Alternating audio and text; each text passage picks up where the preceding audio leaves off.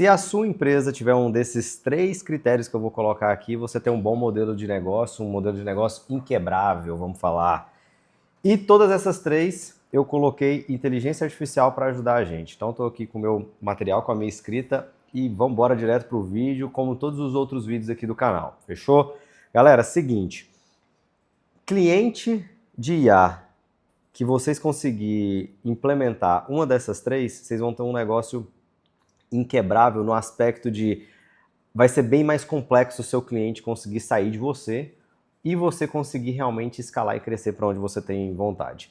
Eu assisti alguns vídeos aqui na internet recentemente, eu peguei esses 3 pontos de ideias que eram: um negócio bom ele precisa ter recompra, ele precisa ter recorrência e ele precisa ter o último, que é para mim é o melhor de todos, que é a parte de, eu vou te falar daqui a pouco. Vamos começar primeiro com recompra e a recorrência. Cara, se o seu negócio você consegue fazer apenas uma venda para o seu cliente e nunca mais consegue vender, você tem um grande problema. E eu vou conectar isso já direto na recorrência. Às vezes a gente tem um nosso modelo de negócio, ele é feito já baseado em recorrência. Então cara, você cobra do seu cliente R$2.000 por mês e ele te paga R$2.000 por mês e acabou. Se você tentar vender qualquer coisa para esse cara, você atrelou você e não um produto e um serviço de recorrência. Percebe aqui agora a ideia. Se você vende um escopo de projeto de recorrência, significa que é só até aquilo ali que é a recorrência. Se você não define escopo e fala, não, você está comprando aqui a minha empresa que a gente vai resolver o seu problema de vendas. Então ele está comprando 360 ali dentro da sua empresa. Tudo que for pautado a vendas, ou tudo que for pautado a marketing, tudo que for pautado a qualquer coisa, 360. Agora, se você coloca dentro da sua empresa um escopo e define, esse cara vai ter que comprar de você se ele quiser um novo contrato de recorrência. Então percebe que não ter recompra não significa que você não é uma empresa que tem recorrência. Recompra é conseguir comprar várias vezes de você. Eu tenho o meu produto 1, né, vamos chamar assim de serviço 1, onde esse meu serviço 1, ele é um serviço recorrente, que ele é, vamos falar aqui no escritório de advocacia, ele inclui a parte tributária, ele inclui a parte societária. Cara, mas agora eu também estou contratando funcionários na minha empresa. Então agora você vai adicionar então uma nova compra aqui na minha empresa para você entrar com mais uma recorrência. Então agora você também vai ter o trabalhista. Então ponto, a pessoa consegue ir comprando coisas. Vamos pegar o mesmo exemplo, vamos colocar para serviços digitais aqui, prestação de serviço digital. A pessoa compra de você desenvolvimento de vendas. Ok, então o que está incluso ali dentro? Vai ser o tráfego pago, vai ser o CRM que você vai implementar para o seu cliente e ok, é isso. Agora você tem a inteligência artificial, é mais uma nova recorrência. Quando você começa a entender a diferença de você atrelar o seu business de recorrência a uma não recompra, você consegue visualizar uma escala de crescimento e você deixa de ser o CLT do seu cliente. Esse é o meu ponto de vista. E é o ponto de vista de todos os empresários que crescem. Se você ficar atrelando o seu business a ser um CLT do seu cliente, o que é isso? Cara, se você é um CLT, você tem que fazer tudo aquilo que você sabe fazer dentro da sua função. Ponto, que você foi pago para horas. Você foi pago para 10 horas ali dentro da empresa. Quando você vende algum contrato ali dentro de 10 horas mensais para alguém, seja você PJ ou CLT, são 10 horas. Então, se você sabe editar o vídeo, se você sabe escrever a copy e tudo mais, se você for contratado para ser marketing, você vai ter que entregar isso de marketing, porque realmente inclui tudo ali dentro da parte de marketing. Se você vai prestar serviço de qualquer alguma desses critérios ali dentro, o mesmo advogado lá que eu coloquei como exemplo, se ele está prestando serviço de 10 horas dentro desse escritório, ele vai ter que entregar dentro dessas 10 horas no escritório todas essas atividades ali dentro que ele sabe exercer. Ponto. Então vamos voltar aqui dentro. Se o meu business eu não conseguir modelar ele para que a pessoa consiga ter recompra, eu já me travei aqui dentro da primeira etapa, beleza? Então recomprar não significa que o seu produto, o seu serviço talvez seja ruim.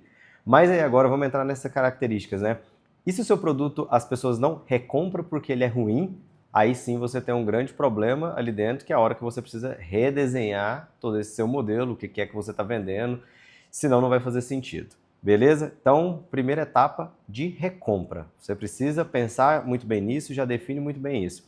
Recompra, você só tem um cliente quando ele recompra. Se o seu cliente comprar de você apenas uma vez, você só teve uma compra e compra uma única vez, até golpista dá conta de fazer. Bora pro próximo? Recorrência. Eu já dei alguns spoilers de projetos de recorrência quando a gente começa a entrar nos escopos. Então o seu produto recorrente ele precisa também ter escopo. Não é porque ele é recorrente, que você vai estar lá todos os meses, que o cliente vai te pagar todos os meses, que ele não tem um escopo fechado. Eu vou te dar agora um exemplo aqui de empresas de IA que eu coloquei, para você conseguir ter compra, recompra e a recorrência. Se eu chego no meu cliente e eu vendo para ele um serviço de IA, ele tem um escopo. Quando esse escopo terminar, ele vai ter que me pagar uma recorrência para eu poder manter esse serviço ativo. Você começa a entender? Então, empresas de tecnologia, quando a gente atrela isso daí, a gente consegue ter esse benefício do modelo de negócio. O benefício do modelo de negócio de tecnologia. Então dentro do modelo, eu consigo ter a compra, o cliente comprou de mim uma implementação, depois ele vai ter uma recompra se ele quiser novas implementações de inteligência artificial. Ou se ele quiser novas implementações de qualquer etapa ali dentro que eu consiga envelopar com inteligência artificial. Nisso, eu acabei de conseguir criar um modelo de recorrência onde eu não fico preso a um escopo aberto. Isso serve para qualquer coisa, galera. Para qualquer um desses tipos de serviço que eu falei. O segredo disso aqui está no seu escopo, na sua oferta, no que você criou. Beleza? Criei o meu modelo, agora vamos passar aqui um ponto sobre esses escopos. Se o meu escopo ele não for pautado ali dentro, já em pensar desde o dia 1 que eu quero recompra, acaba que o meu primeiro escopo ele é o meu maior escopo, sem entender antes qual que é a dor do cliente. Por isso que eu fiz eu fechei isso daqui e eu vou falar sobre disso agora. Eu quero que entre numa linha de raciocínio de vocês diferente. Como que você vai definir se o seu escopo de trabalho ele é grande ou pequeno? Porque isso aí a gente agora vai lá para as vendas, né? Então, quando a gente vai vender para o cliente, a gente sempre acha que ele vai comprar por conta daquele over delivery ali, quanto mais entrega, quanto mais proximidade e tudo mais. E não necessariamente. Eu vou entrar um pouco aqui em vendas, mas não necessariamente isso daí vai ser o critério de decisão final desse cara fechar com você. Se a gente vai pelo caminho de dor, solução, a gente consegue muito bem definir isso, um escopo fechado em cima de uma dor, de uma solução. Vamos para um ponto. Se você hoje está com o seu cano estourado aí na sua casa, você vai chamar um prestador de serviço, um encanador, ele vai ali dentro, ele vai resolver esse projeto ali dentro, né? Vamos pensar assim, essa é a dor, esse é o produto pontual dele. O que é o ponto? Ele fez uma compra. Esse cara tem recompra? Talvez ele nunca mais tenha uma recompra, mas ele pode ter uma recorrência, que é uma assinatura de R$20 por mês, caso o cano dele estoure de novo, ele pode simplesmente te ligar, acionar, que você vai, na casa dele, vai ter assistência. Ponto. É o business de recorrência. E se ele precisar de alguma coisa além, ele vai ter que pegar e vai ter que fazer uma nova compra ali dentro com você. Então, assim, todos os negócios, quando a gente consegue entender que o modelo ele trava no escopo, a gente consegue ter um business escalável. Por isso que o SaaS, alguns SaaS no Brasil começou a ter tanto problema.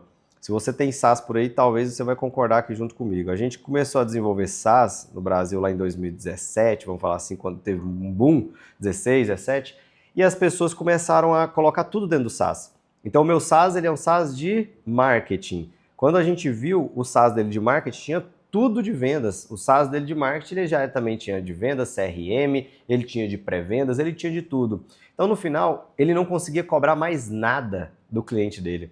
Porque ele começou a entregar a mentoria, vamos chamar assim, de graça para a galera. Porque lá dentro do SaaS tinha assim uma aba, educação, como vai usar a minha ferramenta. Aí as pessoas ensinavam, davam uma mentoria de graça, a galera de SaaS, dava uma mentoria de graça para o cliente, em troca dele conseguir usar a ferramenta dele, que ele virou um Frankenstein. Então, tipo, as pessoas começaram a sair do mercado de serviço para conseguir escalar e eles se esbarraram no mesmo problema que eles sempre tiveram, que eram eles mesmos, o empreendedor, que era o pensamento dele de tentar entregar o máximo possível para tentar gerar valor. E não necessariamente ele vai conseguir fazer isso, porque no final do dia o que a gente estava realmente querendo era resolver um problema. Se eu estiver em alguma cidade, eu vou pedir um Uber, mas dentro da minha cidade eu não uso porque é o meu jeito. Então, tipo, eu já tenho carro, eu prefiro andar de carro. Então, Uber resolve minha dor? Ele resolve em alguns pontos específicos. Então, é a gente conseguir entender exatamente isso. Galera, o modelo de negócio é o que sustenta toda a empresa. Se você não começar a pensar no seu modelo de negócio e como que o dinheiro entra e como que ele sai, você começa sempre a ficar perdido e nunca consegue escalar seu business. E o último, que eu falei que eu ia deixar para o final, modelo de indicação. Existem empresas que não recebem indicação, não porque ela é uma empresa ruim, mas porque as pessoas não querem indicar, justamente porque você já travou você lá atrás na recompra e na recorrência. Vou te dar um exemplo. Eu já ouvi de várias pessoas que chegou em mim e falou assim, cara, os meus clientes não me indicam porque ele tem medo de eu parar de prestar o serviço para ele ou eu começar a virar um péssimo prestador de serviço. Percebe que o que você acabou de fazer foi você é visto pelo seu cliente como um funcionário. É claro que ele não vai te indicar. Agora, se você consegue voltar, falar de escopo, até onde você vai, até onde você não faz, aí sim você consegue definir, consegue gerar valor para o que você está desenvolvendo, para o que você está criando, e aí sim você vai conseguir ter indicação. As pessoas vão indicar você pelo que você sabe fazer, pelo que você ali dentro se propôs dentro daquele escopo. Aí, se eu quiser que a minha empresa faça novos trabalhos, novos escopos, é a hora de você desenhar produtos. Então, eu falo no próximo vídeo aqui para vocês, provavelmente já deve ter algum vídeo disso aqui no canal, onde eu já falei sobre produtos. Voltando. Última etapa, indicação. Se o seu negócio não tem recompra, recorrência e indicação, o seu modelo de negócio ele é frágil. E agora, finalizando a indicação, você precisa ter um business onde, quando você entrega, seja ele a pessoa te pagando mensalmente ou por várias compras pontualmente e tudo mais, ele precisa ter alguma forma de se indicar, de te indicar. Se as pessoas não conseguirem indicar e também não se sentir bem, confortável para te indicar, você tem um péssimo modelo de negócio. Beleza? E indicação, galera, não necessariamente precisa o cliente precisa estar satisfeito para ele te indicar. Eu já tive vários clientes que me indicou depois da minha reunião de fechamento, porque eu deixei claro, transparente para o cliente o que eu ia entregar. E o cara ia me entregar ali dentro, eu ia conseguir entregar esse projeto para ele depois de 3 meses. Na mesma semana ele me indicou um outro amigo dele. Então assim, isso não significa, o modelo de indicação é, cara, eu entrego isso aqui. A pessoa ficou tão satisfeita que pegou e já me indicou para outro amigo. E o modelo de indicação, quando ele é bem definido, às vezes você vai desenvolver um projeto também para o cliente, ele chama o outro amigo dele para os dois dividirem e pagar um único projeto, dependendo do que é o seu business aí dentro, o que é a sua empresa. Sei lá, vamos pôr o exemplo aqui que você desenvolve micro SaaS, que eu comecei a falar de SaaS, né? Então eles vão te contratar para você desenvolver isso daí usando inteligência artificial. Ponto. Galera, falei de vários segmentos, provavelmente eu falei de algum segmento que compete a você, a sua vida. Esse é o vídeo de hoje. Me conta aí se você tem algum desses 3 no seu negócio ou se você está faltando algum. Comenta aí só para eu saber se você ficou até o final desse vídeo. Valeu, abraço!